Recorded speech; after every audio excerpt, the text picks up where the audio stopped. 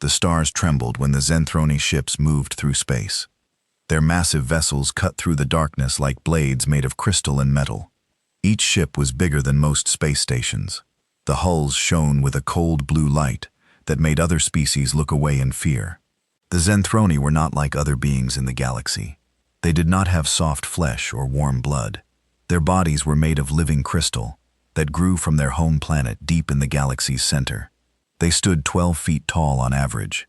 Their limbs were sharp and angular, like broken glass, where other species had eyes. The Zenthroni had clusters of bright gems that could see across many different types of light. For 1,000 years, the Zenthroni Empire had grown larger and stronger.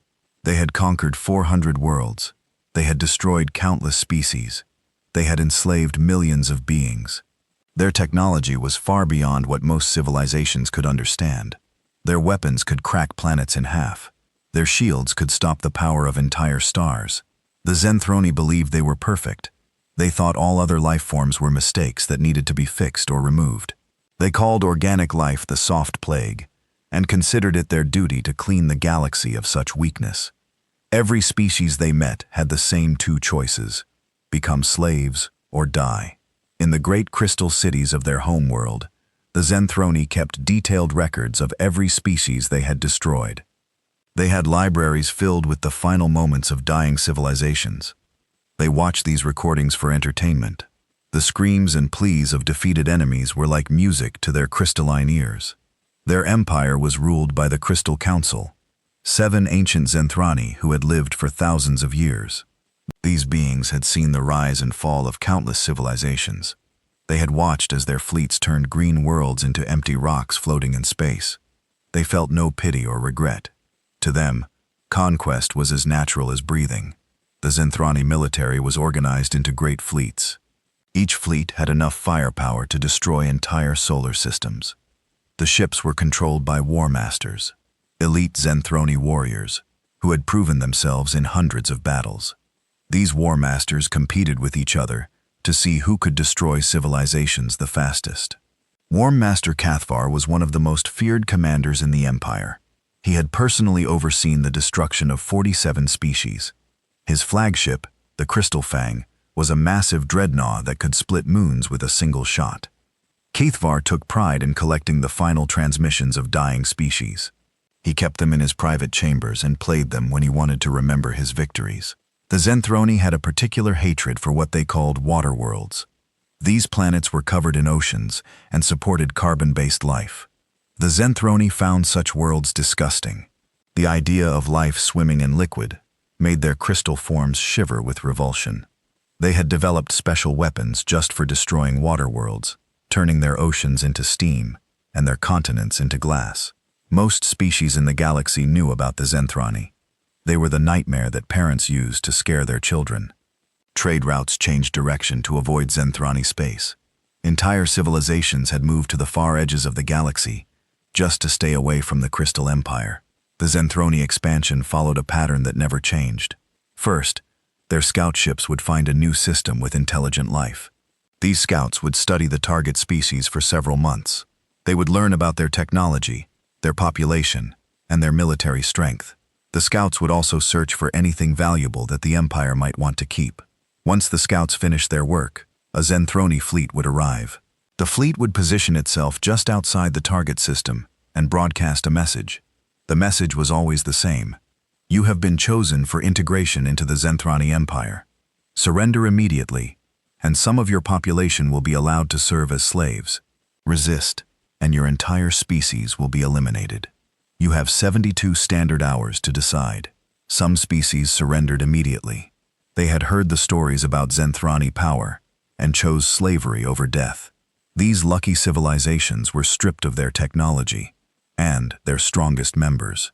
The rest were relocated to prison worlds, where they spent their lives mining crystals for their masters. Other species chose to fight. These brave civilizations sent their fleets to battle the Zenthroni invaders. The battles never lasted long. Zenthroni technology was simply too advanced. Their energy shields could absorb massive amounts of damage. Their weapons could destroy ships from incredible distances. Most importantly, their faster-than-light engines allowed them to appear anywhere on a battlefield instantly. The longest resistance the Zenthrani had ever faced lasted 6 standard days. That was the Corvani defense, a coalition of 12 species that worked together to stop Zenthroni expansion. They had built massive space fortresses and filled them with the best weapons their combined technology could create. They had trained for decades specifically to fight the crystal invaders. The battle was magnificent and terrible. Thousands of ships fought across dozens of star systems. The combined fleets of 12 species threw everything they had at the Zenthrani forces. For a brief moment, it seemed like the Crystal Empire might actually be stopped. But the Zenthrani had been fighting for 1,000 years. They knew every trick that organic species might try. When the coalition forces were fully committed to the battle, the Zenthrani revealed weapons that no one had seen before. Planet-killer missiles that could destroy worlds in minutes. Gravity bombs that created artificial black holes. Ships that could phase in and out of normal space. By the end of the 6th day, the Corvani defense was completely destroyed. 12 species had been reduced to empty space and floating debris. The Zenthroni added their final transmissions to the Imperial Library. War Master Keithvar himself had led that campaign, and it remained his proudest achievement. Now, the Zenthrani Empire was looking toward the outer rim of the galaxy. There were still many systems there that had not been conquered. The Crystal Council had decided it was time to finish cleaning that section of space. They had detected dozens of species that still lived free lives on their little worlds. One of these species called themselves humans. They lived on a blue water world in a system with only one star. The Zenthrani scouts had been watching them for several months now. The humans seemed to be a typical young species. They had only recently developed space travel. Their largest ships were tiny compared to Zenthroni vessels. Their weapons used primitive chemical reactions and nuclear fusion. The scout reports described humans as being remarkably unremarkable. They were small, organic beings with soft pink skin and tiny teeth. They lived short lives of less than 100 years. They seemed to spend most of their time fighting among themselves over resources and territory. Their technology was advancing rapidly, but they were still thousands of years behind Zenthroni science. The humans did have one interesting quality. They seemed to be unusually stubborn for such a weak species. The scouts had observed their history and found that humans rarely gave up even when facing impossible odds. They would continue fighting long after any reasonable being would surrender. This was seen as a minor curiosity rather than a serious concern. War Master Keithvar had requested permission to handle the human conquest personally. The Crystal Council had agreed, thinking it would be a simple mission to add to his record.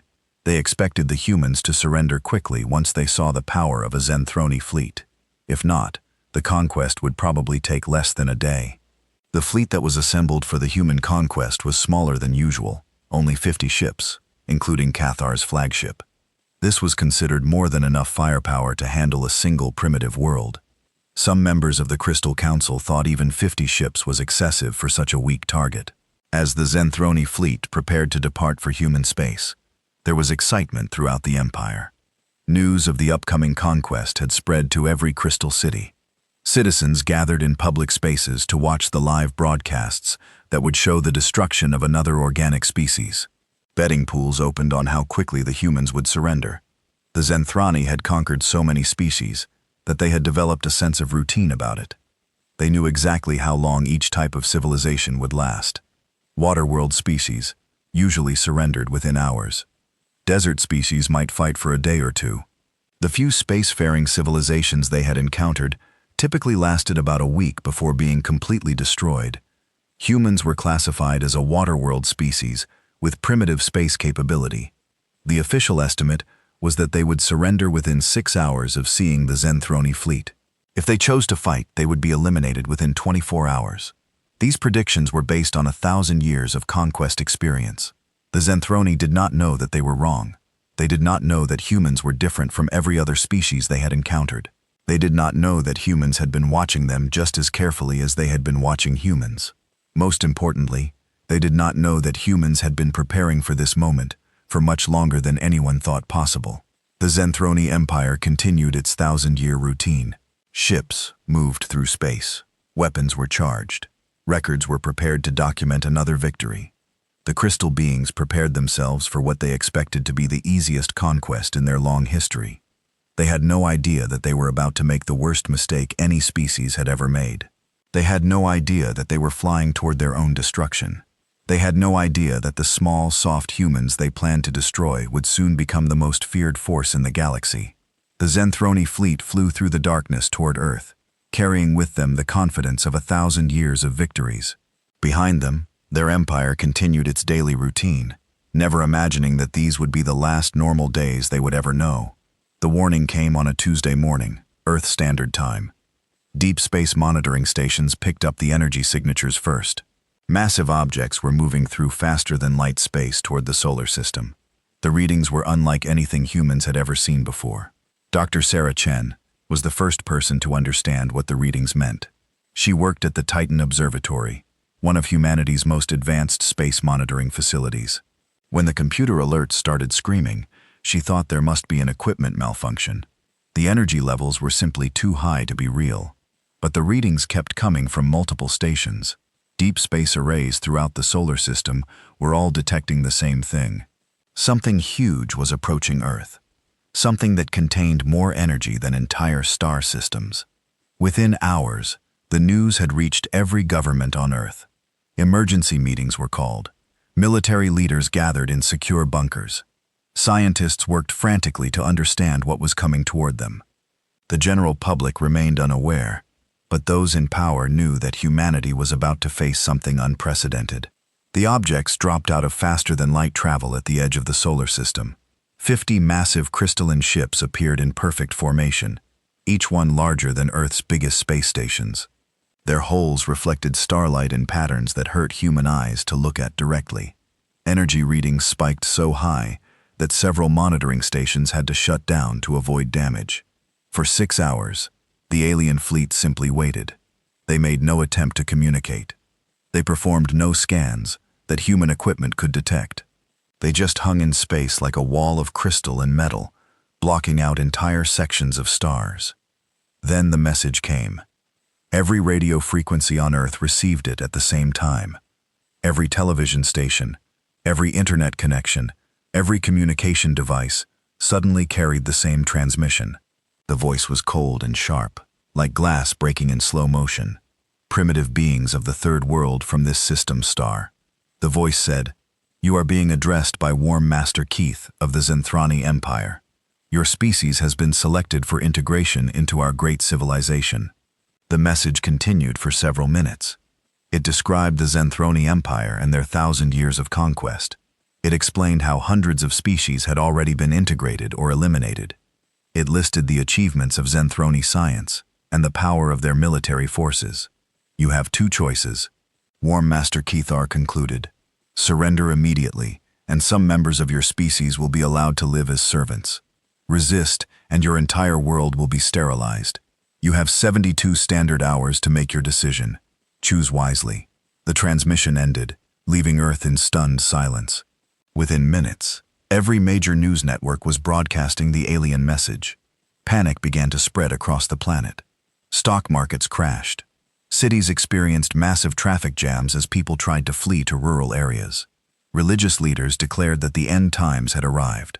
Military forces around the world went to maximum alert, but in certain secret facilities, a very different reaction was taking place.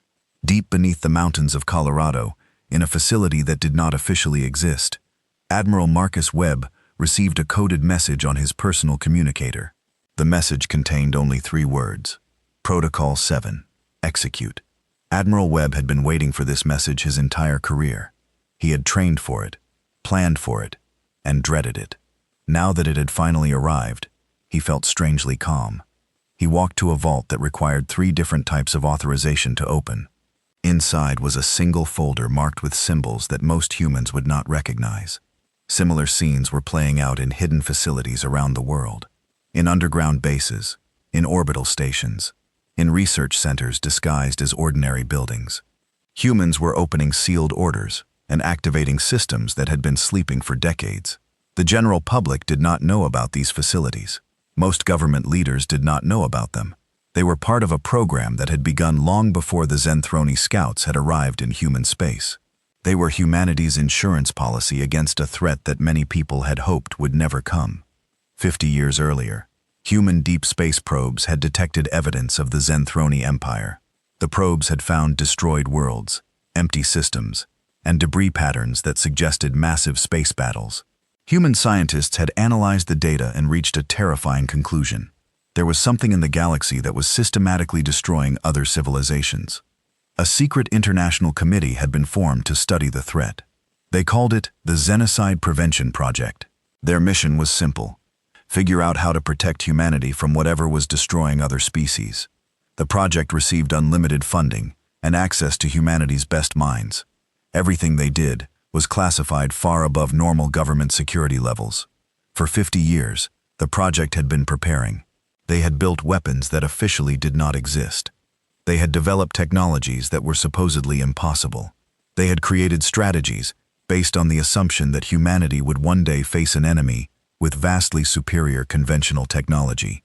Now that day had arrived. As panic spread across Earth's surface, Admiral Webb was issuing orders to facilities that the public had never heard of. Ships that did not appear on any official registry began powering up their engines. Weapons systems that had been tested only in computer simulations came online for the first time. The Zenthroni fleet remained at the edge of the solar system, confident in their overwhelming superiority. Worm Master Keithvar was pleased with the human reaction. The panic and chaos on Earth's surface was exactly what he expected from a primitive species facing certain doom. Keithvar had dealt with thousands of civilizations over his long career. He knew all the patterns. First came denial, then panic, then desperate attempts at negotiation, and finally either surrender or futile resistance. The humans were following the script perfectly. On the second day, Earth's governments attempted to establish diplomatic contact with the Zenthroni fleet. They sent messages offering to negotiate terms for peaceful coexistence. They promised to share human technology and resources. They begged for more time to consider the Zenthroni ultimatum. Worm Master Keithvar ignored these messages completely. The Zenthroni did not negotiate with inferior species. They conquered, or they destroyed. There were no other options. Meanwhile, human space forces appeared to be in complete disarray. Ships were launched from Earth in all directions, apparently carrying refugees fleeing the planet.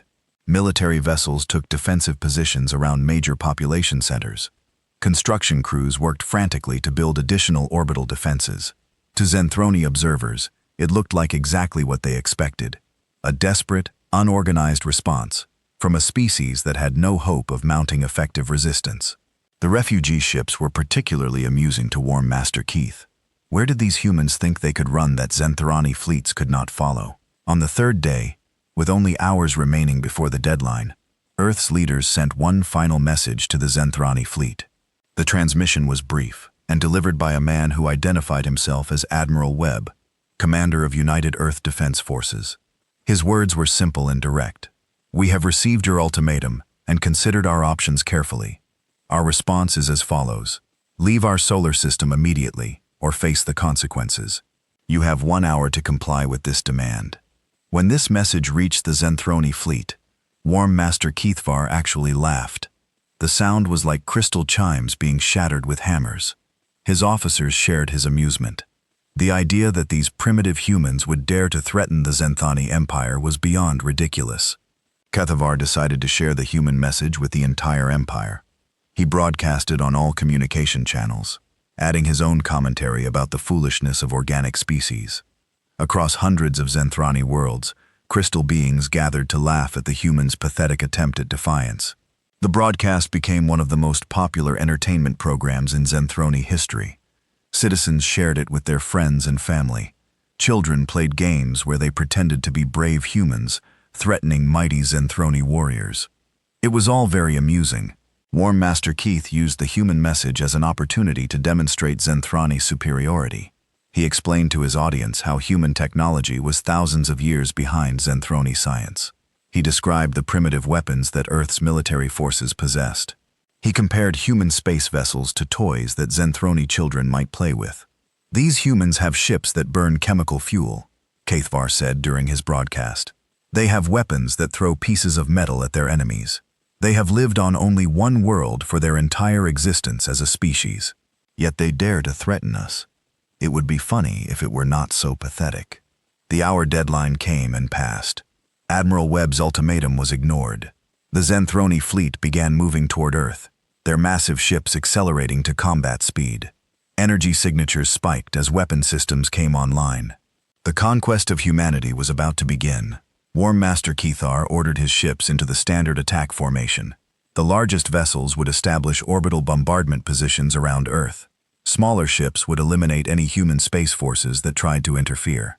The entire operation was expected to take less than 6 hours.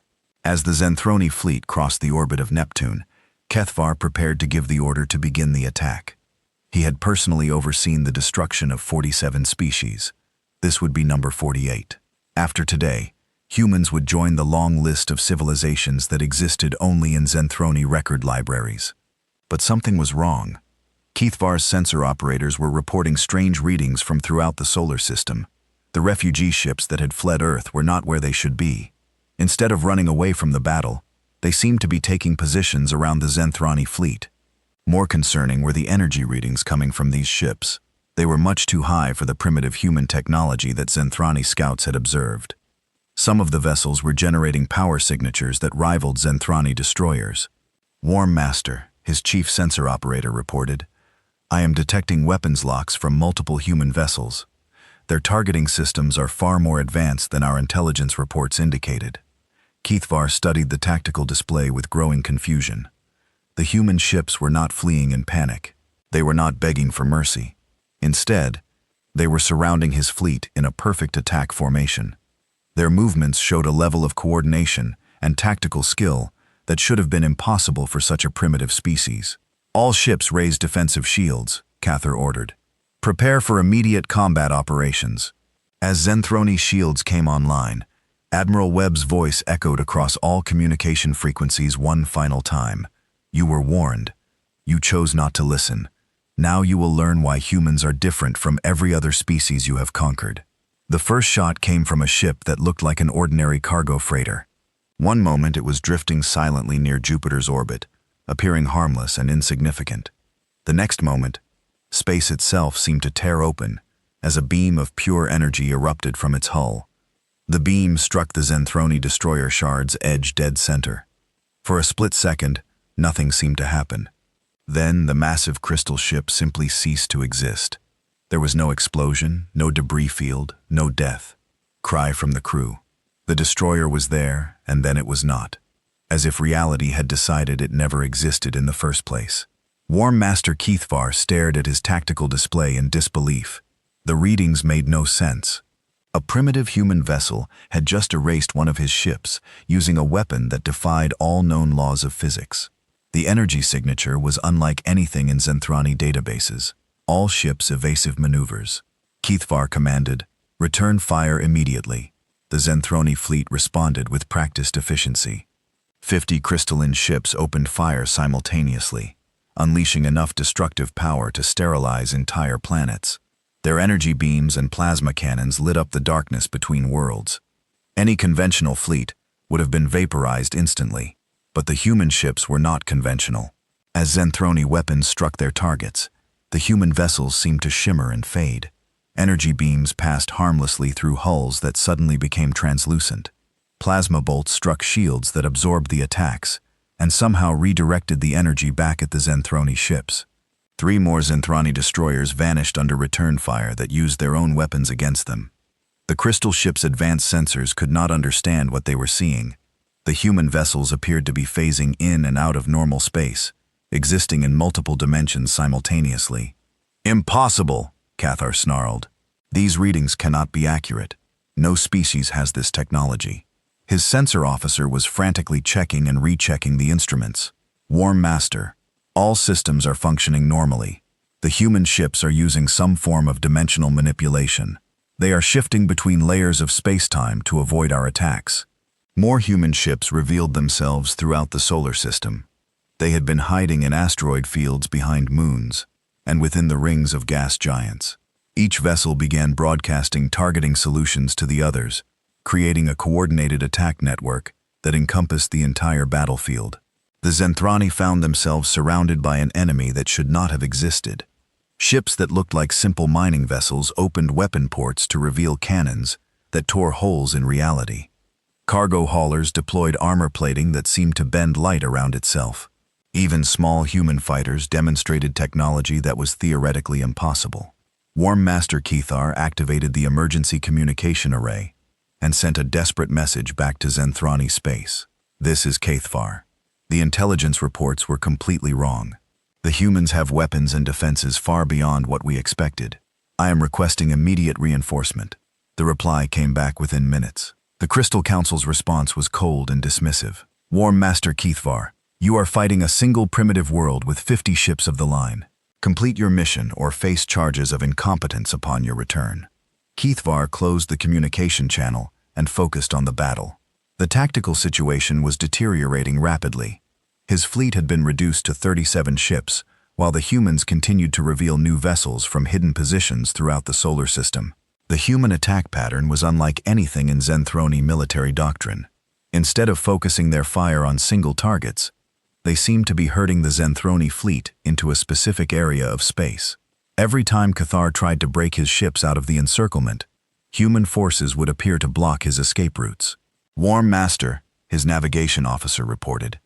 The humans are forcing us toward the asteroid belt between the 4th and 5th planets.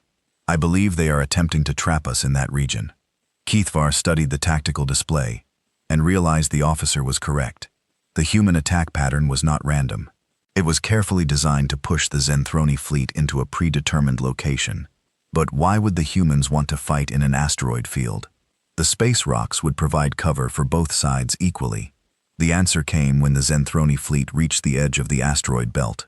What Kethar had assumed were natural space rocks suddenly came alive with weapons fire. The asteroids were not asteroids at all. They were camouflaged human battle stations, each one larger than a Zenthroni dreadnought. The trap closed like the jaws of a massive predator. Dozens of hidden fortress ships opened fire simultaneously, creating a storm of energy that turned space itself into a killing field. The human weapons did not simply destroy their targets. They seemed to unravel them at the molecular level, reducing proud Zenthroni vessels to their basic atomic components. Kethar's flagship shuddered as multiple hits penetrated its shields. Damage reports flooded in from all sections of the ship. The Crystal Fang, which had survived hundreds of battles across the galaxy, was being systematically torn apart by weapons that should not have existed. Emergency jump to faster-than-light travel, Kethar ordered. All surviving ships, retreat immediately. But when his navigation officer tried to activate the jump drive, nothing happened. The faster-than-light engines were completely unresponsive. Similar reports came in from the remaining Zenthroni ships. Their most advanced technology, the foundation of their military superiority, had been somehow disabled. Warm Master, the humans have deployed some kind of dimensional anchor. The navigation officer reported. It is preventing any transition to faster-than-light space. We are trapped in normal space until the field is disabled. Kethar felt something he had not experienced in over 2,000 years of life: fear. The humans had not only matched Zenthrani technology, they had surpassed it. They had weapons that could erase matter from existence. They had shields that could redirect energy attacks. They had stealth systems that could hide entire fleets. Most terrifyingly, they had dimensional technology that could prevent faster-than-light travel. The battle continued for another 3 hours. But the outcome had been decided in the first few minutes. The Zenthroni fleet was systematically destroyed by an enemy that had spent 50 years preparing for this exact confrontation. Ship after ship vanished under human fire until only a handful of vessels remained. When Kadavar's flagship was the last Zenthroni ship still capable of fighting, Admiral Webb's voice came over the communication channels again. Warm Master Kethar, you have 2 choices. Surrender immediately, and you will be taken prisoner. Continue fighting, and your ship will be destroyed like all the others. You have 60 seconds to decide. Kethar looked around his command bridge. Half of his officers were dead. Most of his ship's systems were offline. The Crystal Fang was bleeding atmosphere and energy from dozens of hull breaches. His proud fleet had been reduced to floating debris. For the first time in Zenthrani history, a War Master surrendered to an enemy force. I yield, Kethar transmitted, his voice barely a whisper. The Crystal Fang surrenders to human forces. Within minutes, human boarding craft had docked with the damaged Zenthrani flagship. Armed humans in advanced combat armor moved through the ship's corridors, securing prisoners and gathering intelligence. They worked with efficient professionalism that reminded Caithvar of his own troops during successful conquests. Admiral Webb himself came aboard the Crystal Fang to accept Caithvar's surrender. The human was smaller than the War Master had expected, but his eyes held the cold certainty of a being who had just achieved total victory. "You lied to us," Caithvar said when Webb entered the command bridge. "Your scouts reported primitive technology, chemical rockets and nuclear weapons. This level of advancement should have taken you thousands of years to achieve." Webb smiled without humor. "Our scouts reported exactly what we wanted them to see. Every piece of technology your people observed was carefully designed to make you underestimate us. We have been preparing for your arrival for 50 years. Caithvar's crystal form shimmered with shock. 50 years? But how did you know we were coming? "We have been watching your empire since before you knew we existed," Webb replied. "We found the debris fields you left behind. We analyzed the Yo patterns of destruction across hundreds of star systems. We knew that eventually you would come for us." The Admiral gestured toward the tactical displays that showed the destroyed Zenthroni fleet. "Every weapon you saw today was designed specifically to counter Zenthroni technology. Every strategy we used was developed from studying your previous conquests. We learned from the mistakes of every species you destroyed." Caithvar felt his crystal core growing cold with a new kind of terror. "What are you going to do with me?" Webb's expression became even harder. "You are going to tell us everything about your empire. Every fleet position, every colony world, every military installation. You are going to give us complete intelligence about Zenthroni capabilities and weaknesses. And if I refuse, then you will watch as we systematically destroy every trace of Zenthroni civilization in the galaxy. Your choice is simple. Help us target your military forces specifically, or be responsible for the complete extinction of your species." Caithvar was quiet for a long moment. Around him, human soldiers continued their efficient work of securing the ship. They moved like beings who had been planning this operation for decades. Every action was precise and purposeful. "You cannot possibly threaten our entire empire," Caithvar said finally. "We have thousands of ships scattered across hundreds of worlds. Even with your advanced technology, you are still just one species on one world." Admiral Webb walked to the main view screen and activated an external camera view. What Caithvar saw made his crystal form tremble with disbelief. The space around Earth was filled with human ships, not dozens or hundreds, but thousands. Massive dreadnoughts that dwarfed anything in the Zenthroni fleet. Carriers that launched swarms of fighters equipped with reality-warping weapons. Battle stations that were larger than most space habitats. "This was just our local defense fleet," Webb said calmly. "Our main attack forces are already deploying throughout the galaxy. By the time this conversation ends, human fleets will be in position to strike every major Zenthroni installation simultaneously." Caithvar stared at the impossible armada surrounding Earth. "How many ships do you have?" "Enough," Webb replied. "We have been building this fleet in hidden shipyards for 5 decades. Every resource we could spare went into preparing for this war. We built ships in asteroid fields where your scouts would never look. We constructed weapons in deep space factories that do not appear on any star charts." The Admiral turned back to face Caithvar directly. "Your empire made one fatal mistake. You assumed that because we appeared primitive, we actually were primitive. You never considered that an intelligent species might choose to hide their true capabilities until the moment they were needed." Webb activated a communication panel and spoke into it. "Admiral Chen, you are authorized to begin Phase 2 operations. All human fleets are cleared to engage Zenthroni targets galaxy-wide." As acknowledgement signals began coming in from human forces across known space, Caithvar realized that his empire was about to face something it had never encountered before. An enemy that was stronger, smarter, and more ruthless than themselves. The last thing Caithvar heard before being escorted to a detention cell was Admiral Webb speaking to his command staff. "Gentlemen, the Zenthrani Empire has 30 days to release every slave species and withdraw to their homeworld. If they refuse, we will do what they have been doing to others for 1,000 years. The only difference is that we will be much more thorough about it. The Crystal Council met in emergency session for the first time in 300 years.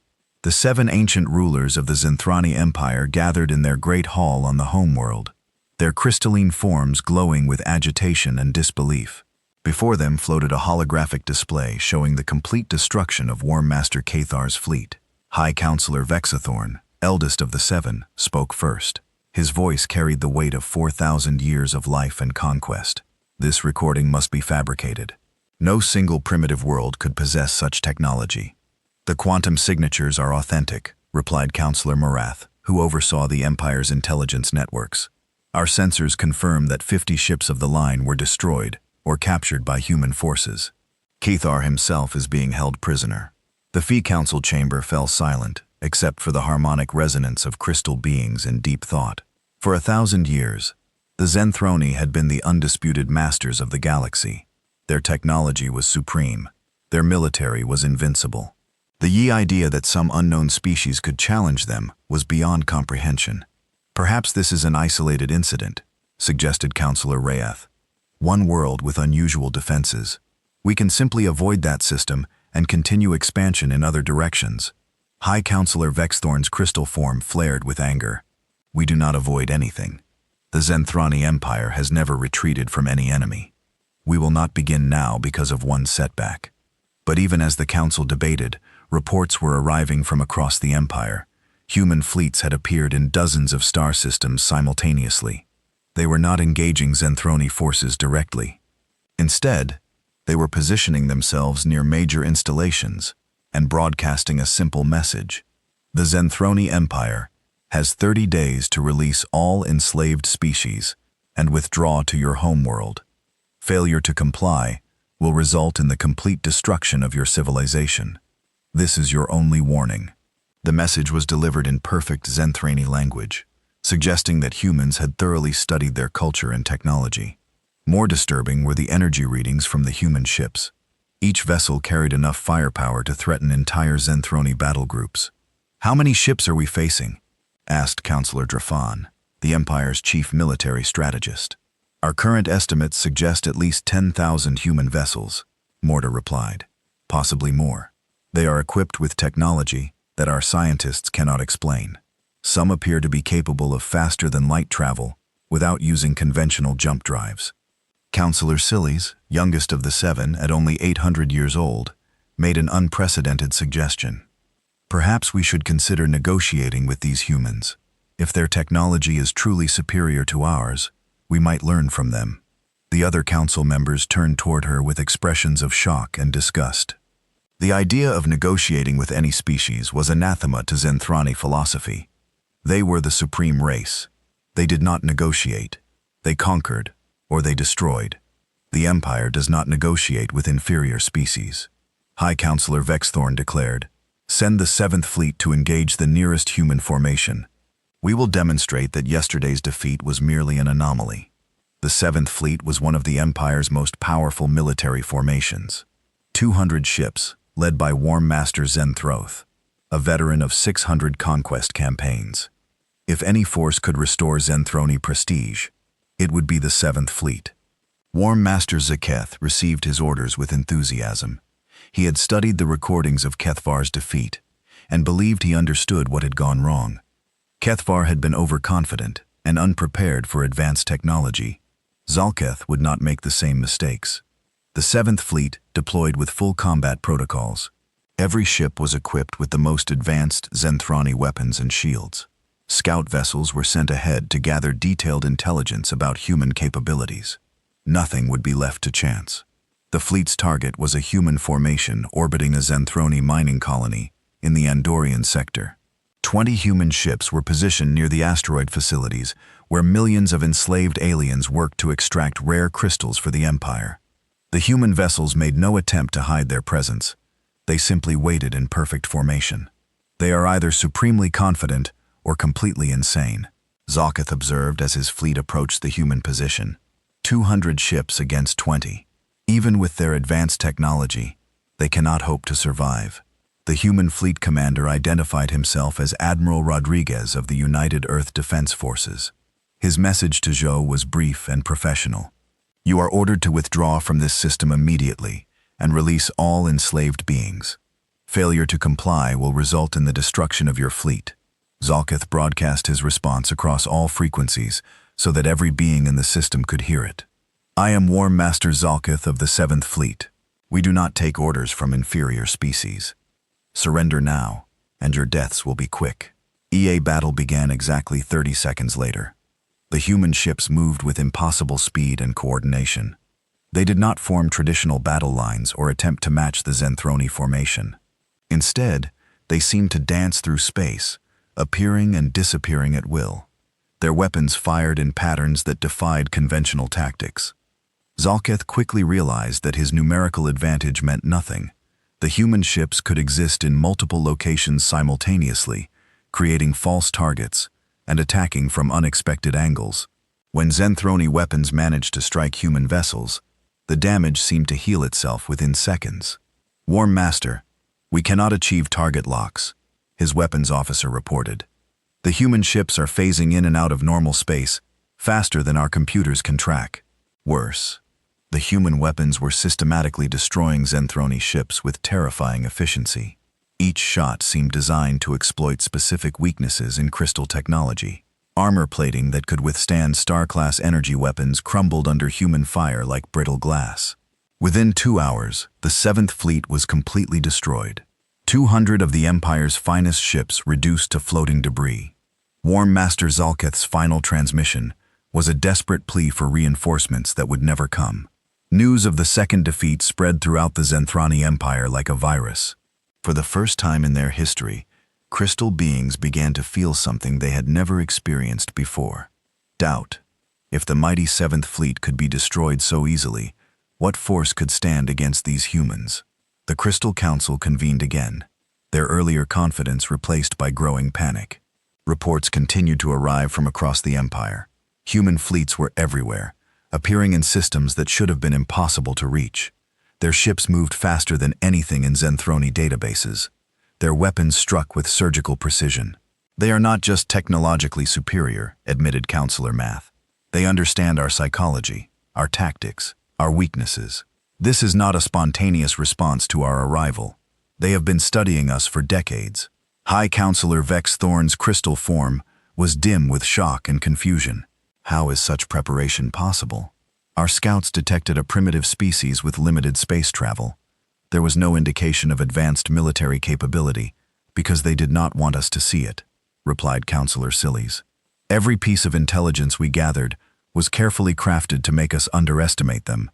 They have been manipulating our perceptions from the beginning. The realization that the Zenthroni Empire had been outmaneuvered so completely was devastating to the council members. They had built their entire civilization on the belief that they were the galaxy's supreme species. The idea that another race could be smarter, stronger, and more advanced challenged everything they believed about themselves. As the council debated their response, human fleets continued their methodical advance throughout the Empire. They did not engage civilian populations or destroy inhabited worlds. Instead, they focused on military targets with surgical precision. Zenthroni fleets, orbital fortresses, weapons manufacturing facilities, and command centers were systematically eliminated. The humans fought with a cold efficiency that terrified even veteran Zenthroni warriors. They showed no mercy to military forces, but carefully avoided harming non-combatants. It was as if they were conducting a precise surgical operation to remove the Empire's ability to wage war while preserving everything else. More disturbing were the reports from liberated worlds. As human forces destroyed Zenthroni garrisons, the enslaved species they freed spoke of their liberators with something approaching worship. The humans provided medical aid, food, and transportation to safety. They treated the former slaves with dignity and respect that no one had shown them for generations. They are not just defeating us militarily, observed Counselor Draven. They are turning our own subjects against us. Every world they liberate becomes a potential ally. 3 weeks into the campaign, the Crystal Council received a personal message from Admiral Webb, the human commander who had captured War Master Keithvar. The transmission was delivered to the council chamber itself, bypassing all of the Empire's security systems as if they did not exist. Honored members of the Crystal Council, Webb began, his image appearing in perfect clarity before the 7 rulers. "I am addressing you directly to clarify your situation and offer you one final opportunity to avoid the complete destruction of your civilization." The admiral's tone was respectful but firm, like a teacher explaining a difficult concept. "To slow students, your empire has 7 days remaining to comply with our demands. All enslaved species must be released. All military forces must withdraw to your homeworld. All weapons of mass destruction must be deactivated." Webb paused to let his words sink in before continuing. "If you comply with these terms, your species will be allowed to survive on your homeworld under human supervision. You will be provided with basic necessities, but forbidden from developing military technology or leaving your system. If you refuse to comply, we will eliminate every trace of Zenthrani presence in the galaxy. Your ships, your colonies, your military installations, and your industrial facilities will be destroyed. Your people will be relocated to your homeworld, where they will remain under permanent quarantine." The transmission ended with a final warning that chilled the crystal beings to their cores. "Do not mistake our restraint for weakness. We have the power to sterilize your homeworld if necessary. The choice is yours, but this is your final warning." High Counselor Vexthorn stared at the space where Webb's image had been. For the first time in 4,000 years of life, he felt completely powerless. The Zenthroni Empire, which had seemed eternal and invincible, was crumbling around them. "How many fleets do we have left?" he asked quietly. "Less than 30% of our original strength," replied Counselor Draven, "and most of those are trapped in defensive positions around critical installations. The humans control all major space routes. What about our secret weapons? The planet killers? The dimensional bombs? The humans seem to know about all of them," Mortar reported. "They have neutralized our most advanced weapon systems before we could deploy them. It is as if they have complete intelligence about our military capabilities." Counselor Silas made another unprecedented suggestion. "Perhaps we should consider surrender. If we comply with their demands, at least our people will survive." The other council members looked at her with a mixture of horror and desperation. The idea of surrendering to any species was unthinkable, but the alternative appeared to be complete extinction. As the Crystal Council debated the unthinkable possibility of surrender, human fleets continued their relentless advance toward the Zentrani homeworld. Every day brought new reports of destroyed installations and liberated worlds. The 1,000-year empire was collapsing faster than anyone had thought possible. The humans were not just winning the war. They were rewriting the rules of galactic civilization, and they were doing it with a level of planning and preparation that suggested they had been thinking about this conflict for far longer than anyone had imagined. On the 29th day, the last Zenthrani military installation fell silent. Admiral Webb stood on the bridge of the UES Retribution, humanity's largest dreadnought, watching as the final Zenthroni fortress surrendered without firing a shot. The massive crystal structure that had once commanded an entire sector of space now hung dark and lifeless in the void. Its weapons powered down, and its shields collapsed. "That's the last one, sir," reported Captain Martinez from the communication station. "All Zenthroni military forces have either been destroyed or surrendered. The Empire has ceased to exist as a military power." Webb nodded slowly, but there was no satisfaction in his expression. The Zenthrani Empire had been dismantled with mathematical precision over the course of 4 weeks. Every fleet destroyed, every fortress captured, every weapon neutralized.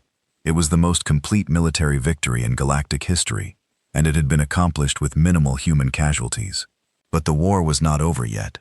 "Sir, we're receiving a transmission from the Zenthroni homeworld," Martinez continued. "It's from High Counselor Vexthorn himself. Put him through." The main view screen flickered to life, showing the interior of the Crystal Council chamber. All 7 members of the ruling council were present, their crystalline forms dim with defeat and exhaustion. High Counselor Vexathorn stepped forward, his ancient voice heavy with the weight of 4 millennia. "Admiral Webb," Vexathorn began, "the Crystal Council formally surrenders all remaining Zenthroni forces to human authority. We accept your terms for the survival of our species." Webb studied the broken ruler of a fallen empire. There was no triumph in the human admiral's eyes, only the cold satisfaction of a job completed. "Have all enslaved species been released?" "Yes. Transportation ships are already moving them to worlds of their choosing. Our slave colonies have been abandoned as you demanded, and your weapons of mass destruction deactivated and awaiting human inspection teams. You will find that we have complied with every aspect of your ultimatum. Webb was quiet for a moment, consulting data displays that showed the status of liberated worlds throughout the former empire. Millions of beings were being relocated to new homes. Species that had been enslaved for centuries were tasting freedom for the first time in generations. Your compliance is noted, Webb said finally. Human forces will begin withdrawal from Zenthroni space within the week. Your people will be confined to your home system as agreed. Any attempt to leave that system or develop military technology will result in immediate intervention. Vexthorn's crystal form flickered with what might have been relief. We understand the Zenthroni accept your judgment. But Webb was not finished. There is one more matter to discuss. The punishment for your crimes against galactic civilization. The Crystal Council members looked at each other with confusion and growing dread. They had surrendered completely. Their empire was destroyed. Their people were confined to a single world. What more could the humans want? Admiral Vexthorn said carefully, "We have accepted all of your terms. Our empire is finished. What further punishment do you require?" Webb's expression grew even colder. "The punishment has already begun. You simply haven't realized it yet." The Admiral gestured toward an aide who activated a new display showing galactic communication networks. For the past month, human forces have been systematically removing all references to your species from galactic databases. Every historical record, every cultural archive, every mention of the Zenthroni Empire is being erased. Vexthorn's crystal form blazed with sudden understanding and horror. "You cannot mean the name Zenthroni is being deleted from the collective memory of galactic civilization," Webb continued relentlessly.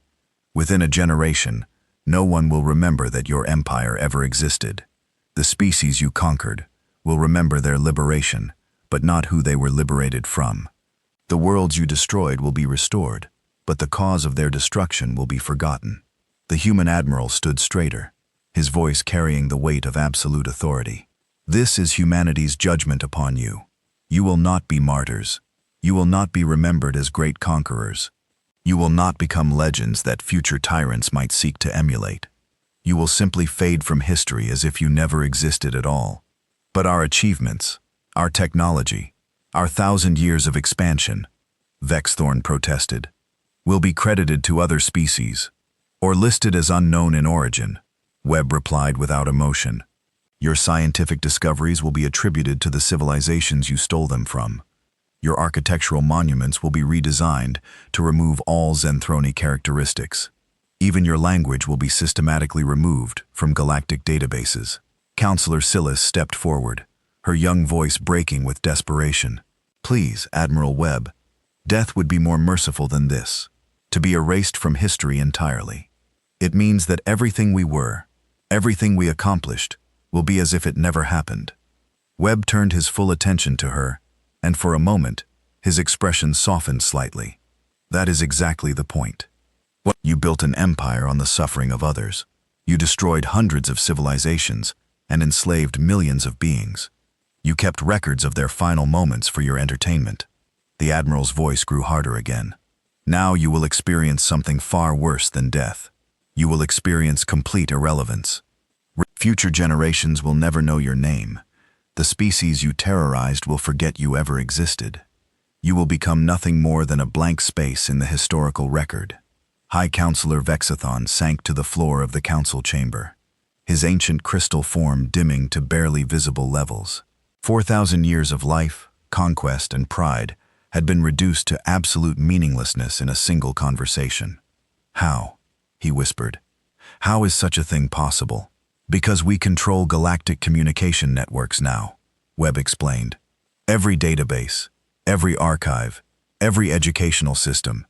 We have been systematically editing your species out of existence for weeks. The process is nearly complete." The human admiral activated another display, showing news broadcasts from across the galaxy. Liberated species were celebrating their freedom, but when reporters asked who had enslaved them, the former captives looked confused. They remembered being imprisoned, but could not quite recall by whom.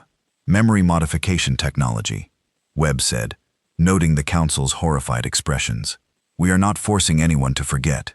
We are simply making it easier for them to move past their trauma. The specific details of their oppression are fading, while their joy and freedom grows stronger." "You're stealing our history," Counselor Morath said, his voice hollow with despair. "We're giving your victims the chance to heal," Webb corrected. "The galaxy doesn't need to remember the monsters who hurt them. It only needs to remember that freedom is precious and worth defending." The transmission continued for several more minutes as Webb outlined the complete scope of humanity's historical revision project. Every mention of the Zenthrani Empire was being removed from galactic civilization. Their language would be extinct within a year. Their cultural achievements would be forgotten. Even their name would vanish from the lips of every being in the galaxy. When the transmission ended, the Crystal Council sat in stunned silence. They had expected death or imprisonment. They had been prepared for physical punishment or economic sanctions. But this was something beyond their worst nightmares. They would live, but they would live as ghosts. Their species would survive, but only as an obscure population on a single world that no one else cared about. Their 1,000-year empire would be remembered only as a vague period when something bad happened to various species, but no one would recall exactly what. Meanwhile, throughout the galaxy, the process of forgetting continued with mechanical precision. Human teams worked with liberated species to help them focus on rebuilding rather than dwelling on past trauma. Historical databases were updated to remove references that might cause psychological harm to survivors. Educational materials were revised to emphasize hope and recovery rather than the details of oppression. The beings who had suffered under Zenthani rule were not forced to forget. They were simply given the opportunity to let go of pain that served no useful purpose. Many chose to embrace this gift, finding that their lives became happier and more productive when they stopped dwelling on the specific identity of their former oppressors. Within 6 months, the erasure was complete. The name Zenthrani appeared in no database accessible to galactic civilization. Their language was dead. Their cultural symbols had been removed from all public spaces. Their architectural style had been modified beyond recognition. The crystal beings themselves remained alive on their home world, but they lived in complete isolation.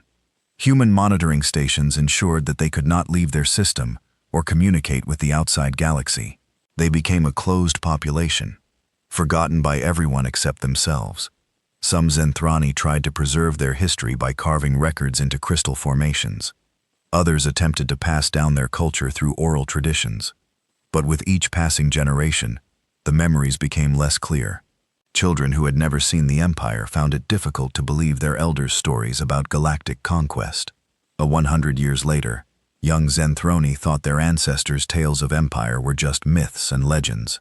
The idea that their species had once ruled hundreds of worlds seemed as impossible as flying without technology. They were simply one of many species confined to their home world, and they could not imagine why. 200 years later, even the myths had faded. The Zenthroni remembered that they had once been important somehow, but the specific details were lost. They developed new cultures and new purposes, but always with a sense that something significant had been forgotten. Throughout the galaxy, other species prospered under human protection. The former slaves built new civilizations on worlds of their choosing. Trade networks flourished. Scientific advancement accelerated. Art and culture bloomed as species who had lived in fear for generations finally felt safe to explore their potential. When historians of these species studied their past, they found references to a dark period when their ancestors had been enslaved by unknown oppressors. But the records were incomplete, and no one seemed particularly interested in identifying the specific villains. It was more important to celebrate their liberation and focus on building better futures. The humans, meanwhile, became the galaxy's protectors and teachers. They shared their technology selectively, always ensuring that no species could develop weapons capable of repeating the Zenthrani mistake. They established laws and treaties that prevented aggressive expansion. They built a new galactic civilization based on cooperation rather than conquest. And in quiet moments, when human leaders gathered in private, they would sometimes speak in whispers about the species that had made them angry. They would remind each other why vigilance was necessary and why humanity must never allow such atrocities to happen again. But they never spoke the name aloud. Even among themselves, even in the most secure locations, that particular word was forbidden. It had been erased too completely, deleted too thoroughly. Like their former owners, the name itself had become a ghost. The humans had achieved something that no other species in galactic history had managed. They had made their enemies disappear, not just physically, but conceptually. The Zenthroni Empire had been so thoroughly erased that it might as well have never existed at all. And in the end, that was the most terrifying demonstration of human power. Not their advanced weapons or their superior strategy, but their ability to edit reality itself, to make entire civilizations vanish from the collective memory of the galaxy. Other species learned the lesson well. Never make humanity angry enough to decide that you should be forgotten. Because once humans made that decision, no force in the galaxy could ensure that anyone would remember your name again.